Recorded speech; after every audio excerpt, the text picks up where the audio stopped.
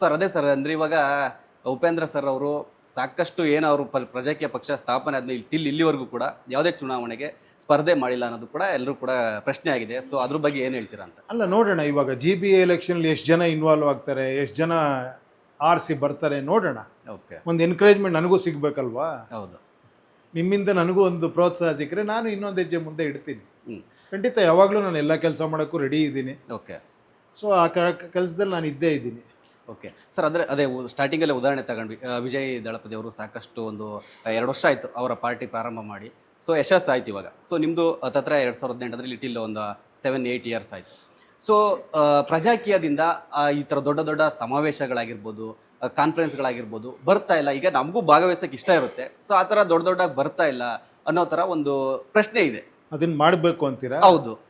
ಅದನ್ನು ನಾನೇನಕ್ಕೆ ಮಾಡೋದು, ಬೇರೆ ಪಕ್ಷಗಳು ಮಾಡ್ತಾರಲ್ಲ. ಓಕೆ, ಅಲ್ಲ ಸರ್, ಅಂದರೆ ನಿಮ್ಮ ಪ್ರಜಾಕೀಯ ಎಲ್ಲ ಕಾರ್ಯಕರ್ತರು ಒಟ್ಟುಗೂಡಿಸಿ ಅವರಿಗೆ ಒಂದು ಹೇಳೋದಾದ್ರೆ ಯಾವ ಥರ ಚುನಾವಣೆ ಯಾವ ಥರ ಎದುರಿಸಬೇಕು, ಏನೇನು ಮಾಡಬೇಕು, ನಮ್ಮ ಸಿದ್ಧಾಂತ ಇಷ್ಟು, ನಮ್ಮ ಪ್ರಣಾಳಿಕೆ ಈ ರೀತಿ ಇರುತ್ತೆ ಅಂತ ಹೇಳೋದಾದ್ರೆ ಒಂದು ವೇದಿಕೆ ಬೇಕೇ ಬೇಕಲ್ವ ಸರ್? ಅಲ್ಲ ಅದು ಇದೆಯಲ್ವಾ ಅಂತ.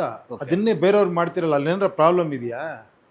ಓಕೆ, ಅಲ್ಲ ಅದು ಸರಿ ಇಲ್ಲ ಅಂತಾನೆ ನೀವು ಹೇಳ್ತಾ ಇರೋದು, ಸರಿ ಇದೆ ಅಂತನಾ? ಸರಿ ಇದೆ ಅಂತಲ್ಲ ಸರ್, ಅಂದ್ರೆ ಉದಾಹರಣೆ ಇಲ್ಲಿ ಯಶಸ್ಸಾಯ್ತು, ತಮಿಳ್ನಾಡಲ್ಲಿ TVK ಅವರು ಈ ಥರ ಮಾಡಿ ಯಶಸ್ಸಾಯ್ತು. ಸೊ ಅದನ್ನ ಆ ಒಂದು ಯಶಸ್ಸನ್ನ ನಾವು ತಗೋಬಹುದಾ, ಅಳವಡಿಸ್ಕೊಂಡ್ರೆ ಚೆನ್ನಾಗಿರುತ್ತಾ ಅಂತ ನಮ್ಮ ಪ್ರಶ್ನೆ. ಅಲ್ಲ ಅಂದ್ರೆ ನನಗೆ ಅರ್ಥ ಆಗ್ತಿಲ್ಲ. ಸರ್ ಏನು ಗೊತ್ತಾ ಸರ್, ಗೊತ್ತಾಯ್ತು ನೀವು ಪಾರ್ಟಿ ಯಶಸ್ಸಾಯ್ತು, ಆಯ್ತು ಅದೇ ತರ ನೀವು ಮಾಡಿ ಅಂದ್ರೆ ದೊಡ್ಡ ದೊಡ್ಡ ಸಮಾವೇಶಗಳು ಮಾಡಿದ್ರು, ಜನ ತುಂಬಾ ಬಂದ್ರು, ಅವ್ರಿಗೆ ಏನಾದ್ರು ವಿರೋಧಿಗಳಿಗೆ ಸ್ವಲ್ಪ ಭಯ ಆಯ್ತು. ಓ ಇಷ್ಟು ಜನ ಸೇರ್ತಾರೆ ಒಬ್ಬ ಆಕ್ಟರ್ಗೆ, ಅದು ಓಟಾಗಿ ಕನ್ವರ್ಟ್ ಆಗುತ್ತಾ ಇಲ್ವಾ ಅನ್ನೋ ಗೊಂದಲದಲ್ಲಿ ಭಯದಲ್ಲಿದ್ರು, ಕನ್ವರ್ಟ್ ಆಯ್ತು, ಸಕ್ಸಸ್ ಆಯ್ತು. ಅಲ್ಲ ಅದು ಆಗಿದೆಯಲ್ಲ, ಈಗ ತುಂಬಾ ಕಡೆ ಆಗಿದೆ. ಮತ್ತೆ ಬದಲಾವಣೆ ಬೇಕಾ ನೋಡೋಣ. ಇವಾಗ ಅದಾಗಿದೆಯಲ್ಲ, ಓಕೆ, ಏನಾಗುತ್ತೆ ನೋಡೋಣ, ಕಾದು ನೋಡೋಣ.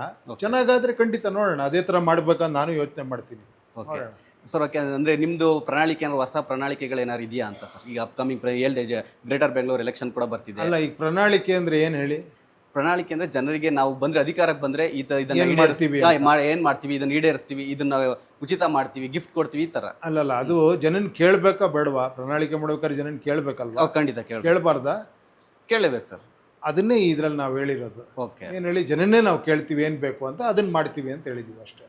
ಓಕೆ, ಅಂದ್ರೆ ಜನರು ಏನೇನು ಫೀಡ್ ಕೊಡ್ತಾರೆ ಅದನ್ನು ಪ್ರಣಾಳಿಕೆಯಲ್ಲಿ ಇರುತ್ತೆ ಅಷ್ಟೇ. ನಮ್ಮ ಕಡೆಯಿಂದ ಯಾವ್ದು ಈಗ ಎಕ್ಸಾಂಪಲ್ ಬೇರೆ ಬೇರೆ ಬೇಕಾಗಿರೋದು ನೀವು ಕೇಳ್ಬೇಕಾ, ನಾನು ಹೇಳ್ಬೇಕಾ?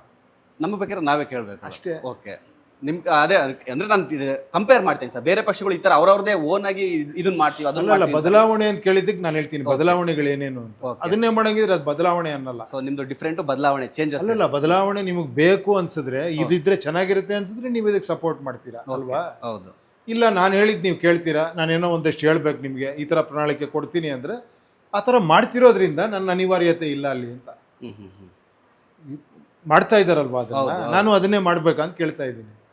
ಅದೇ ಬದಲಾವಣೆ ಬೇಕು ಅಂದ್ರೆ ಅದ್ರ ಅವಶ್ಯಕತೆ ಇರಲ್ಲ, ಆಲ್ರೆಡಿ ಮಾಡ್ತಿದ್ದಾರೆ ಅಂದ್ರೆ ಬದಲಾವಣೆ ಮಾಡಕ್ಕೆ ಹೊಸದು ನಾವೇನಾದ್ರು ಬೇರೆದ್ ಮಾಡೋದು ಅಷ್ಟೇ ಅಷ್ಟೇ. ಓಕೆ. ಸೊ ಅದೇ ಇನ್ನೊಂದು ಏನಂತ ಇದ್ರ ನಡುವೆ ಸರ್, ನಿಮ್ದು 2018 ಪಕ್ಷ ಪ್ರಾರಂಭ ಆಯಿತು. 2019 ಒಂದು ಕೊರೋನಾ ಮಹಾಮಾರಿ ಬಂತು. ಆ ಟೈಮಲ್ಲಿ 100% ಎಲ್ಲರೂ ನೆನೆಸ್ತಾರೆ. ಯಾಕೆಂದ್ರೆ ನಾನು ಅಬ್ಸರ್ವ್ ಮಾಡ್ತಾ ಇದ್ದೆ, ಪರೋಕ್ಷವಾಗಿ ಆ ಒಂದು ನೀವು ಮಾಡಿರೋ ಕಾರ್ಯದಿಂದ ನಮಗೂ ಕೂಡ ಹೆಲ್ಪ್ ಆಯಿತು, ಅಂದರೆ ಪರೋಕ್ಷವಾಗಿ. ಸೊ ಹೇಳ್ತೇನೆ, ನೀವು ಮಾಡ್ತಾ ಇದ್ರಿ, ಯಾರೊಬ್ಬ ರೈತ ಕೂಡ ಏನೇ ಬೆಳೆದ್ರು ಅದನ್ನ ಫೇಸ್ಬುಕ್ಕಲ್ಲಿ ಪೋಸ್ಟ್ ಮಾಡ್ತಾ ಇದ್ರಿ, ನಂಬರ್ ಕೊಡ್ತಾ ಇದ್ರಿ, ಅಡ್ರೆಸ್ ಮಾಡ್ತಾ ಇದ್ರಿ, ಯಾರು ಪರ್ಚೇಸ್ ಮಾಡೋರು ಅವ್ರು ಕಾಂಟ್ಯಾಕ್ಟ್ ಮಾಡ್ತಿದ್ರು. ಸೊ ಇದು ಒಳ್ಳೆ ಕಾರ್ಯ ಇತ್ತು. ಆ ಟೈಮಲ್ಲಿ ತುಂಬಾ ಉಪಯೋಗ ಆಯಿತು, ನಮಗೂ ಕೂಡ ಉಪಯೋಗ ಆಯ್ತು ಪರೋಕ್ಷವಾಗಿ. ಸೊ ಈ ಒಂದು ಕಾರ್ಯದ ಬಗ್ಗೆ ಏನ್ ಹೇಳ್ತೀರಾ? ಇವಾಗ ಅದನ್ನ ಯಾವ ತರ ನಾವು ಅಳವಡಿಸ್ಕೋಬಹುದು? ಈಗ ಕೊರೋನಾ ನೋಡಿ, ಅಲ್ಲೂ ಮತ್ತೆ ಟೆಕ್ನಾಲಜಿನೇ ಯೂಸ್ ಮಾಡಿದ್ದು. ಹೌದು. ನಾನು ಯಾರೋ ರೈತರ ಹತ್ರ ಹೋಗಿ ಏನ್ ಬೆಳೆದಿನ ಅಂತ ಹುಡುಕಿ ಮಾಡಿಲ್ಲ, ನಾನು ಸ್ಟೇಟ್ಮೆಂಟ್ ಕೊಟ್ಟೆ. ಹೌದು, ನೋಡಪ್ಪ ಇಲ್ಲಿ ಯಾರೋ ಒಂದಷ್ಟು ನಮ್ಮ ಹತ್ರ ಒಂದಷ್ಟು ದುಡ್ಡಿದೆ, ಇಲ್ಲೊಂದಷ್ಟು ಜನ ದುಡ್ಡು ಕೊಡ್ತಿದ್ದಾರೆ. ಸೊ ನೀವ್ ಹೆಂಗಿದ್ರು ಬೆಳೆದಿರೋದಿದೆ, ಇಲ್ಲಿ ಡಿಮ್ಯಾಂಡ್ ಇದೆ, ಅಲ್ಲಿ ಸಪ್ಲೈ ಇದೆ, ನೀವು ಬಿಸಾಕೋ ಬದಲು ನಮ್ಗೇನೋ ನಿಮ್ಗೆ ದುಡ್ಡು ಕೊಡ್ತೀವಿ ನಾವು, ನೀವು ನಮ್ಗೆ ಕೊಡಿ ಅಂದ್ಬಿಟ್ಟು ಅದನ್ನ ಹಂಚ್ತಾ ಇದ್ವಿ. ಹೌದು. ಸೊ ಅದನ್ನ ಟೆಕ್ನಾಲಜಿಲೇ ಮಾಡಿದ್ದು. ಓಕೆ, ಅದು ಸಕ್ಸಸ್ ಆಯ್ತು, ಅದ್ರ ಜನ ಎಲ್ರಿಗೂ ಹೆಲ್ಪ್ ಆಯ್ತು. ಸೊ ಅಂದ್ರೆ ಮೊದಲಲ್ಲಿ ನೀವು ಸ್ಟಾಪ್ ಮಾಡಿದ್ ಸರ್, ಅಂದ್ರೆ ಟಿಲ್ ಎಂಡ್ ತನಕನೂ ಕೂಡ ಅದು ಕಂಟಿನ್ಯೂ ಆಗಿಲ್ಲ ಅಂತ ಅಲ್ಲ. ಆ ಟೈಮಲ್ಲಿ ಕರೋನಾ ಇದ್ದಾಗ ಎಲ್ಲ ಲಾಕ್ ಡೌನ್ ಆದಾಗ ಇದನ್ನ ಮಾಡಿದೆ. ಹೌದಾ? ಆಮೇಲೆ ಎಲ್ಲ ಓಪನ್ ಆಯ್ತಲ್ಲ, ಆಮೇಲೆ ನಿಲ್ಲಿಸಿದೆ ಅಷ್ಟೇ. Okay sir. ಅದೇ ಇವಾಗ 100% ರಾಜಕೀಯದಲ್ಲಿ ಅಥವಾ ನಿಮ್ದು ಏನೇ ಒಂದು ಹೊಸ ಪ್ರಾಜೆಕ್ಟ್ಗಳಿಗೆ ಮನೆಯವರ ಸಪೋರ್ಟ್ ಇದ್ದೇ ಇರುತ್ತೆ. ಸೊ ರಾಜಕೀಯ ಈ ವಿಚಾರವಾಗಿ, ಪಕ್ಷದ ವಿಚಾರವಾಗಿ ಮನೆಯವರ ಸಪೋರ್ಟ್ ಯಾವ ತರ ಇದೆ? ಖಂಡಿತ ಎಲ್ಲರ ಹತ್ರ ಡಿಸ್ಕಸ್ ಮಾಡಿದ್ದೀನಿ, ಎಲ್ಲ ಕರೆಕ್ಟ್ ಇದೆ, ಇದು ಆಗಬೇಕು ಅಂತಾನೆ ಎಲ್ಲರೂ ಹೇಳ್ತಾರೆ. ಓಕೆ. ಸೊ ಅಂದ್ರೆ ಏನಾದ್ರು ಬೇರೆ ತರ ಟಿಪ್ಸ್ ಕೊಡ್ತಾರ ಸರ್? ಈಗ ನಾವೇನಾದ್ರೂ ಸುಮ್ಮನೆ ಸರ್ ಈ ತರ ಮಾಡಿ ಆ ತರ ಮಾಡಿ ಅಂತೀವಲ್ಲ, ಆ ತರ ಮನೇಲಿ ಏನಾದ್ರು ಟಿಪ್ಸ್ ಕೊಡ್ತಾರ? ಇಲ್ಲ, ಹೇಳ್ತಾರೆ ಇನ್ನೊಂದಷ್ಟು ಪ್ರಚಾರ ಮಾಡಿ ಅಂತಾರೆ. ನಾನು ಆದಷ್ಟು ಮಾಡ್ತಾ ಇದ್ದೀನಿ. ಓಕೆ. ರಸ್ತೆಗಿಳಿರಿ ಅಂತ ಅವ್ರು ಹೇಳಲ್ಲ, ಬಟ್ ತುಂಬ ಜನ ಹೇಳ್ತಾರೆ Okay. ಪರ್ಸ್ನಲ್ ಆಗಿ ಮೀಟ್ ಮಾಡಿ ಅಂದ್ರೆ ನಾನು ಎಷ್ಟು ಸಾಧ್ಯವೋ ಅಷ್ಟು ಜನ ಕಾಲೇಜ್ಗಳಿಗೆ ಹೋಗ್ತೀನಿ, ಹ್ಮ್. ಪ್ರೋಗ್ರಾಮ್ಗಳು ಹೋದಾಗೆಲ್ಲ ಇದ್ರ ಬಗ್ಗೆ ಮಾತಾಡ್ತೀನಿ. ಓಕೆ ನೋಡೋಣ, ಇನ್ನು ಏನಾದ್ರು ಹಳ್ಳಿಗಳಿಗೆ ಹೋಗ್ಬೇಕು ಅಲ್ಲೂ ಮಾತಾಡ್ಬೇಕಾದ್ರೆ ಅದನ್ನು ಮಾಡ್ತೀನಿ. ಓಕೆ ನಾನು ಕೇಳ್ಕೊಳ್ಳುತ್ತಿರೋದು ಅಷ್ಟೇ, ನಾನು ಮಾಡ್ತೀನಿ, ನೀವು ಒಂಚೂರು ಪ್ರಯತ್ನ ಪಡಿ, ಒಂಚೂರು 4 ಜನಕ್ಕೆ ಹೇಳಿ ಇದನ್ನ ಅಂತ ಹೇಳ್ತೀನಿ ಅಷ್ಟೇ. ಖಂಡಿತ ಸರ್. ಅದೇ ಇವಾಗ ಪ್ರೆಸೆಂಟ್ ಅದೇ ಹೇಳಿದೆ, ಮತ್ತೆ ಪ್ರಜಾಕೀಯ ಉಪೇಂದ್ರ ಸರ್ ಟಾಪಿಕ್ ಇವಾಗ ಬಂದಾಗ ಸುಮಾರು ವಿಚಾರಗಳು ಈ ಒಂದು ಇದರಲ್ಲಿ ಕರ್ನಾಟಕ ಪಾಲಿಟಿಕ್ಸಲ್ಲಿ ನಿಮ್ಮ ಜೊತೆ ಸಾಕಷ್ಟು ವಿಚಾರಗಳು ತಳ್ಕಾಕೊಳ್ಳುತ್ತೆ.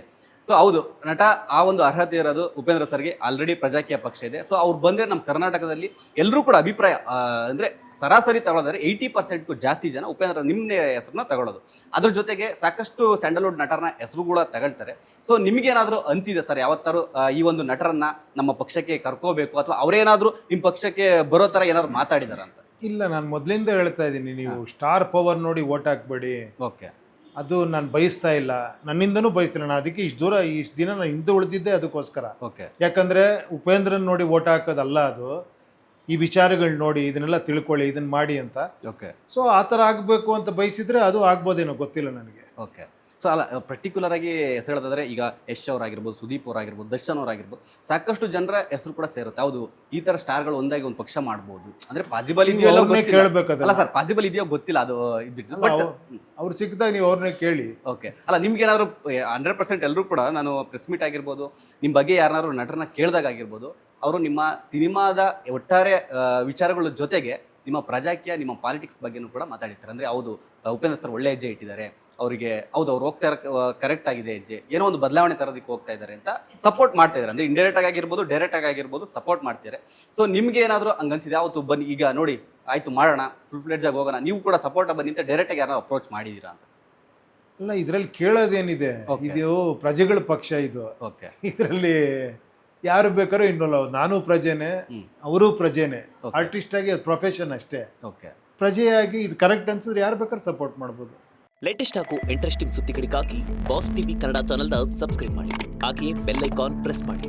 ಇದರ ಜೊತೆಗೆ ಫೇಸ್ಬುಕ್, ಇನ್ಸ್ಟಾಗ್ರಾಮ್, ಎಕ್ಸ್ನಲ್ಲೂ ಮಿಸ್ ಮಾಡದೆ ಫಾಲೋ ಮಾಡಿ.